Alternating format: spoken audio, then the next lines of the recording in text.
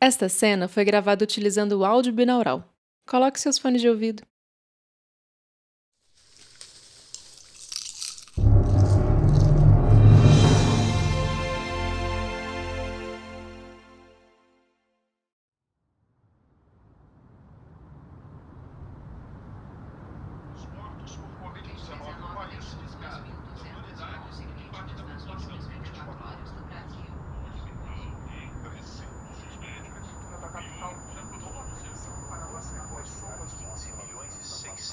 Salvador virou uma fase amarela.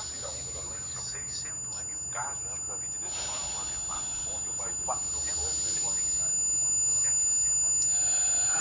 A rotina consiste basicamente em dar 9 passos da cama até o banheiro, seguida de 16 passos do banheiro até a sala, onde eu paro ligeiramente de frente para a janela em busca de um horizonte que eu não tenho, mas eu tenho a incidência de um raio de sol que corta a sala de maneira oblíqua quando atravessa a janela e toca dos meus pés até os joelhos.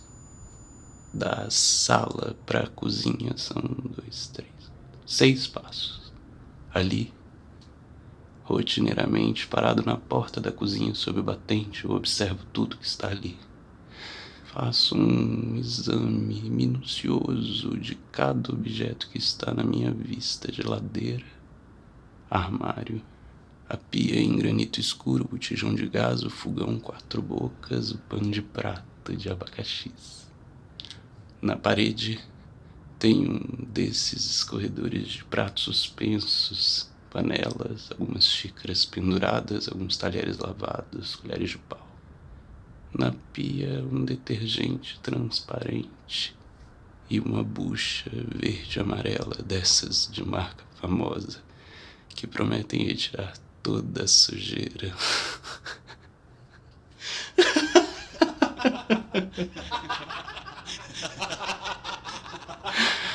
Uma bucha verde e amarela contra toda a sujeira. Isso me parece uma grande ironia.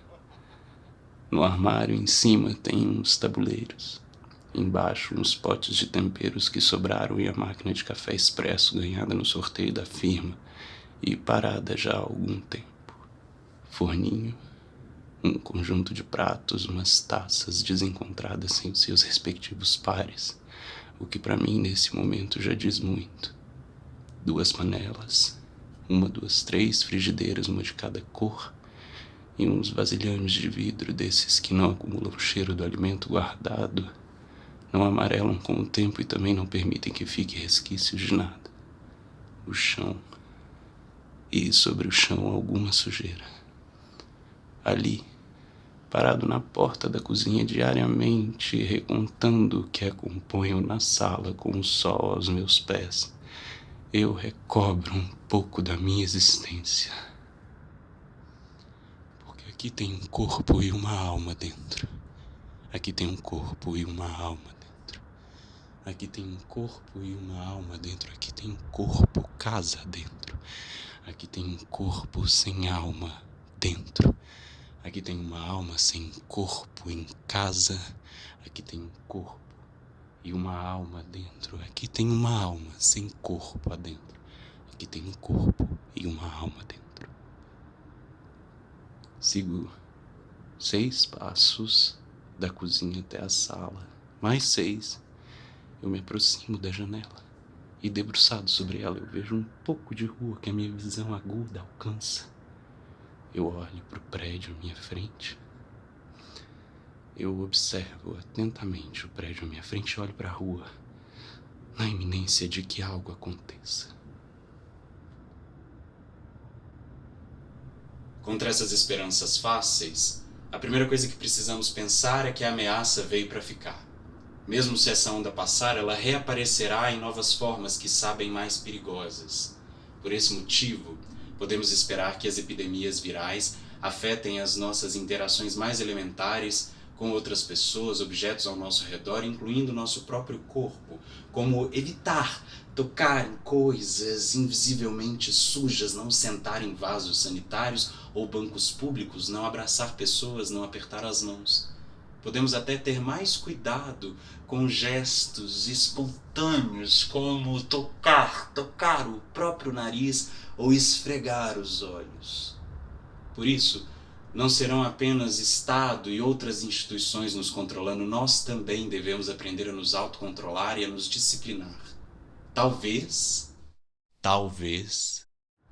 só a realidade virtual seja um ambiente seguro e a movimentação livre em espaços abertos fique restrita às ilhas pertencentes aos ultra-ricos. Mas mesmo no nível da realidade virtual e da internet, nós devemos lembrar que algumas décadas atrás, os termos vírus e viral foram usados para designar vírus digitais que infectavam nossos ambientes da web e dos quais só tínhamos consciência quando seu poder destrutivo era liberado. O que vemos agora é um forte retorno ao significado original e literal do termo. As epidemias virais trabalham de mãos dadas em ambas as dimensões, a real e a virtual. A rua. Olhando da rua, do outro lado dela, a distância entre os dois prédios é de uns 5 metros. E não é muito se pensarmos que eu, debruçado da janela, consigo enxergar nitidamente o que acontece no apartamento à minha frente. Os moradores de um prédio para o outro não são muito diferentes, mas o número de idosos no meu prédio é maior. Via-se todos os dias uma horda de cabeças brancas saindo para suas caminhadas matinais, idas às padarias, os furtivos passeios com seus cães. As crianças, em menor número, também habitavam o prédio.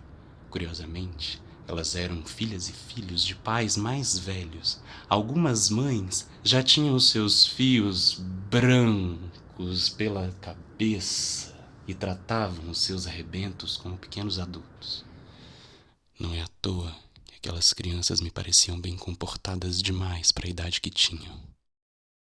Não se ouviam barulhos, gritos, pedidos para arrumar o quarto, não se ouvia nada. Só havia o silêncio. E ainda há. O prédio ao lado tem um certo brilho, cores vivas e uma fachada decorada pensada por um arquiteto de renome que eu não conheço bem. Também não conheço pessoalmente os moradores, nem sei das suas rotinas.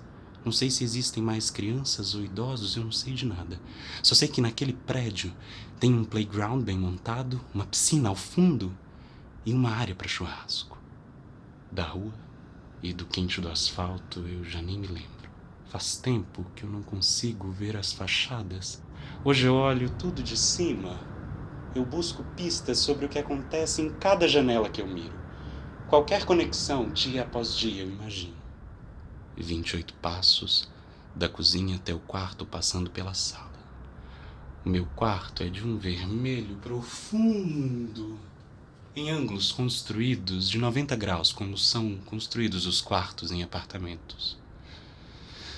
Na física, o isolar é tornar-se incomunicável, impedindo a transmissão de eletricidade de um corpo para o outro, seja de um elétron, um cabo em alta tensão ou um corpo em pane.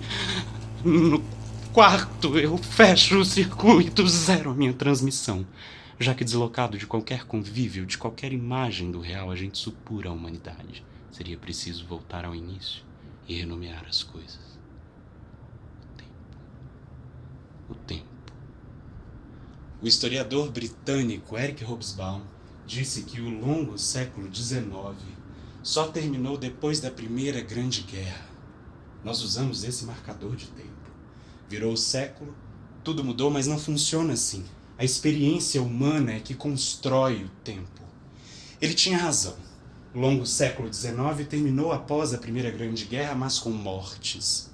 A experiência do luto e também sobre o que significou a nossa capacidade destrutiva. Eu acho que essa nossa pandemia marca definitivamente o final do século XX. Perdi. perdi o eixo tempo e espaço. Eu não me conformo com essa realidade. A vida agora é basicamente uma experimentação sem compromisso com uma mídia, sem compromisso com o público. Tudo isso começou e eu já nem me lembro mais do ano. Também não me lembro o mês, talvez março. Mas de repente, fomos forçados a um distanciar, e soa contraditório e sem sentido, mas foi necessário forçar-nos a uma clausura, ceifar a própria liberdade e impugnar o direito universal garantido na Constituição deste país de ir e vir. Nunca fora exatamente uma proibição. Era possível sair. Falava-se muito sobre isso, falava-se muito sobre isso. Falava-se muito sobre isso, falava-se muito sobre isso, falava-se muito sobre isso, falava-se muito sobre isso nas redes, pelas janelas de um prédio a outro. Os vizinhos trocavam bilhetes embaixo das portas. Os muros das casas eram os lugares mais frequentados. A gente, às vezes, precisa ser medíocre para sobreviver, já que deslocado de qualquer convívio, de qualquer imagem do real, a gente supura a humanidade. Seria preciso voltar ao início e renomear as coisas. Portanto, cada sociedade pode ser definida pela epidemia que a ameaça e pela forma como se organiza frente a ela. Pensemos, por exemplo, na sífilis.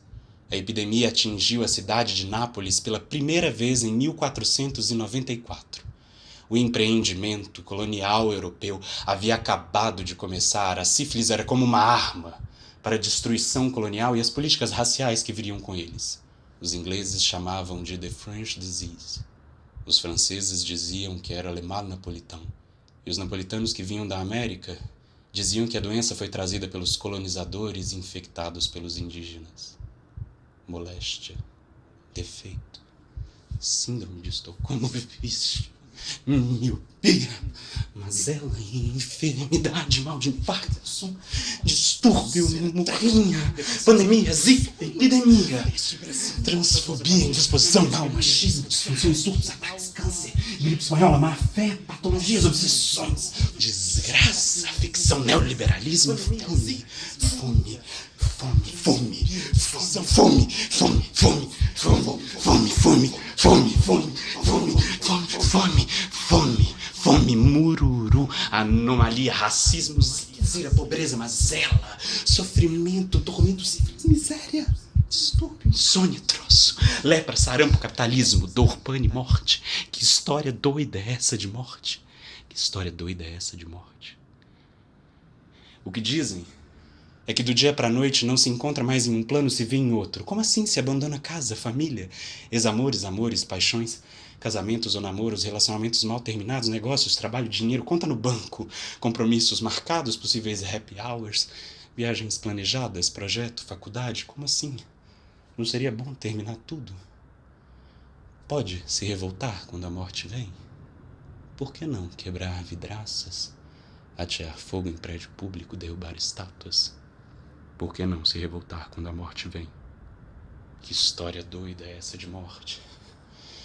Por horas e horas do meu dia, eu fico me perguntando quem pode me dar alguma resposta contundente. Longas horas por dia tentando encontrar respostas. A vida contemplativa não nos levará a nada. Contemplar é um ato violento. E, obviamente, esperar exige realismo. Exige de nós consciência da irreversível passagem do tempo e uma capacidade de não se frustrar perante aquilo que se foi, mas que nunca saberemos o que, já que não o vivemos. Exige de nós não esquecer a crescente capacidade destruidora do tempo que não cessa de nos atingir de dentro para fora violentamente. Mas é precisamente por isso que não podemos cessar de esperar, e esperar exige coragem. Exige que se tenha consciência de que o mal, o sofrimento e a morte não prevalecerão e que mesmo as questões mais complexas podem e devem ser enfrentadas e resolvidas. Será? Levanto da cama e 24 passos depois eu retorno à sala. Sofá comprado num topa-tudo, um tapete, uma pequena estante com livros, ao todo 150 livros que eu conto diariamente e semanalmente. Penso numa lógica diferente de arrumação, por ordem alfabética do título, pelo nome do autor, pela cor da lombada, por gênero, num exercício desesperado de conferir sentido. Eu tenho discos do David Bowie, da fase mutante andrógena. Tenho também o No Pleasures, The New Order. Ali também fica aquela que antes era uma mesa de trabalho habitada diariamente por mim. Perdeu o sentido e o significado. A mesa e o trabalho também. Novamente eu me debruço na janela. A visão sobre a rua continua a mesma, pouco a vejo. Conscientemente me debruço um pouco mais na tentativa de não adiar essa tarefa inadiável.